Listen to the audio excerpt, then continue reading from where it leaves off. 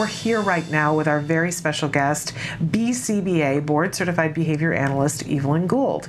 And we've been talking about sometimes it's hard when our child has a reaction to something that's happening and they meet with frustration because we're trying to teach them something and it's really difficult and we have to deal with those emotions. I think it's really, even as a therapist, it's very hard, Shannon. Yeah. When you are trying to teach a child a new skill and they're really having a hard time. Like I can think of like a little boy, this springs into my mind, where he was eating, he wouldn't sit at the table, and there was a whole bunch of difficult problems around that, and the parents had the mom was okay. She really was like, okay, we need to have him able to sit at a table and eat, whereas dad was kind of like, I can't deal with this, what's the big deal, I'll just let him pick at stuff and run around and eat in front of the TV and all this kind of thing. But it really was creating a lot of problems, so we did work on it. But he was very, very upset when we first were like, no, you have to sit at the table and you either eat your dinner at the table or you don't. You know, right. we had like a whole plan in place, but he was very, very distressed, and it's very hard because you have to remind yourself that you're doing the right thing, and that's just as a therapist or a professional who's not a parent emotionally involved. So I can't even imagine how hard it is to stay in touch with your value of I'm doing the right thing and this is going to help my child have a better life in the long run and be able to make choices for himself and be independent. But I think that one of the keys is knowing what you're doing and why you're doing it. And I think it does help knowing that these kinds of interventions are evidence-based, they work, because we don't want to be doing things that don't work, and that you're constantly evaluating what's working and how it's working. And I think that can help. I do think whenever in pain, I always use the example of, I had my son cesarean, but I'm told that one of the most painful things that there is in this world is birthing a child in the traditional way. And yet I'm told by so many women that as painful as it is, that, and you're frightened because there's things going on and you want to make sure that the baby is okay, you understand that the pain is from something that should be happening. So it is not as horrifying and as terrifying as if you suddenly have a chest pain and you don't know what it is. So, we're not saying negate the emotion. Everybody's having the emotions, but if you understand why the emotions are happening and why it's difficult and what the purpose of what you're going through is, then it hopefully isn't as devastating. But still, you're going to have emotions. It's not like it goes, well, we're all happy and, I'm watching my child be frustrated and crying and it's okay with me. No. That's not going to happen. It's not going to happen. So I think trying to struggle and fight and convince yourself that it's fine is kind of a waste of your energy. And that's what I love about you coming in here. It's like, well, the emotion is there. Let's not try to pretend it's not. No. But let's see how we can, cope with everything else that's happening and not be mired in the emotion. Because I think that that's really important too. And we don't want to be, I know it was told to me very early on when we started ABA, I had the baby monitor, the visual, video, and audio so that I could hear everything that was going on. And I think that that's important for a parent so that you can see when your child is crying exactly what's happening, to know that your child is not having anything untoward happening. It's usually a very patient person who's sitting there and just not allowing your child to do something that they want to do. So nothing bad is happening to your child, and to be able to visually see that is very calming. But also having an understanding, and we were told very early on, and I don't know that this is the case for everybody ABA, but that if we were to intercede, that what we do in that moment, if I was to come out and say, stop what you're doing, what I will have taught the child is if I yell loud enough, long enough, mommy will save me and I'll never have to learn anything from this person. So in that moment when you're standing there, you got to suck it up. And thinking about, am I doing what's best for my child, or am I just trying to escape the uncomfortableness that I am going through right now? Am I trying to, and a lot of the time you're reacting to your own stuff and not to what's happening with your child or what you're doing, what's going on right now, and you're reacting to like a whole history of feelings about yourself as a parent. What am I doing to my child? Am I doing the right thing? Blah, blah, blah, blah, blah, blah, blah. Is he going to hate me? Like all this stuff. You're reacting to that and not to this one moment of what's going on. That's exactly it. That it's uncomfortable for us, and we don't want to be uncomfortable as much as we don't want our child to be uncomfortable. It's the same as when you're in the supermarket and your kid's having a meltdown and people are looking at you and going, and all these things, and you're usually reacting to escaping from that, as opposed to what am I trying to teach my child right now. Yes. Yes, it really does come down to that, what's most important in this moment. But emotions tend to be loud. Oh, very loud.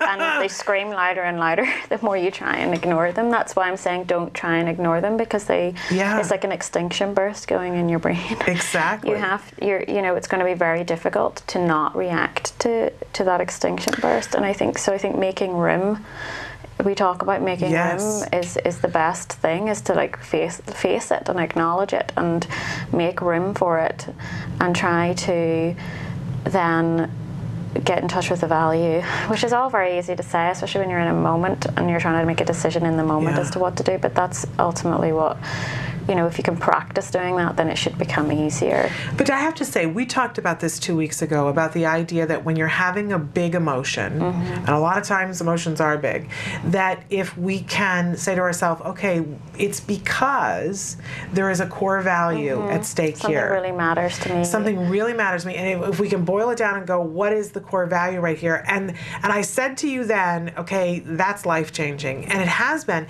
In the last 2 weeks, there have been several times that, because a lot has gone on in the last 2 weeks for me personally, and there have been several times that things have happened, and my husband and I have been using that and saying, okay, but what's the core value here? And once you boil it down to that, everything is infinitely easier.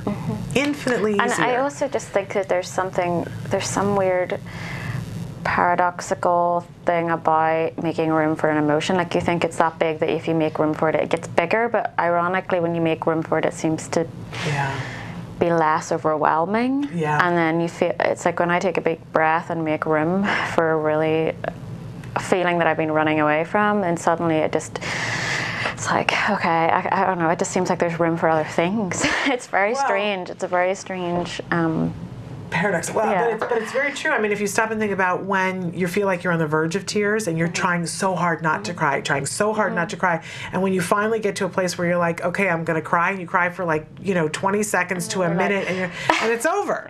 It's over, because our bodies really can't cry for long periods of times. I mean, they've done studies on that. It's going to wear stop. out. And it's very strange that we spend so much time trying to suppress,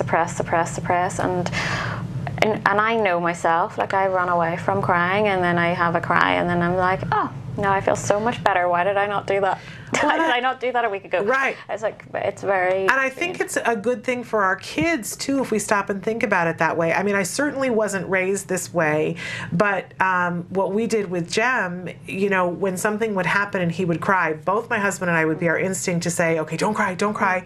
But I got information that said, don't do that. Don't do that. That's how we were all taught that's not a good thing. And I can remember one time in particular when we'd been at a place and they made this elaborate balloon sword with all these like jewels on it in different colors, made out of like 12 balloons, this amazing, amazing thing. And he was so happy with this. He was probably 4. So thrilled with this balloon sword. We went to get in the car and he hit it on the top of the car, and it was like the whole thing popped, and there was, like all these balloon threads. I have never seen a child, I mean, tears, they talk about crocodile tears shot directly out of his eyes, and he just sobbed. And my husband said, all right, it's just a balloon, it's okay. And I said, no. He should be sad. It's a sad thing. Let's let him cry. Let's see how long it takes. It was over in a minute and a half. In a minute and a half, and then he was okay. But I know other times when we've been like, it's all right, it's just a balloon. It takes half the day. Yeah. Yeah, fighting against it. Sometimes. Yes. Like, I do think to an extent our bodies physically know what to do, and so we wouldn't have devised crying if it wasn't purposeful, or if it was going to cause us damage. That doesn't make any evolutionary sense. So I love that. So I feel like our problem is our brains and our verbal behavior, that we've developed this ability to like talk to ourselves and chatter, and our brain just generates this constant chatter, and that interferes with us just letting things be there, like just letting emotions be there, making space for them, and like working through them. We just end up trying to talk ourselves out of them, trying to problem solve them, and you can't problem solve an emotion. Like, it's not like trying to figure out how to open stuck door. It's not the same thing. It's not.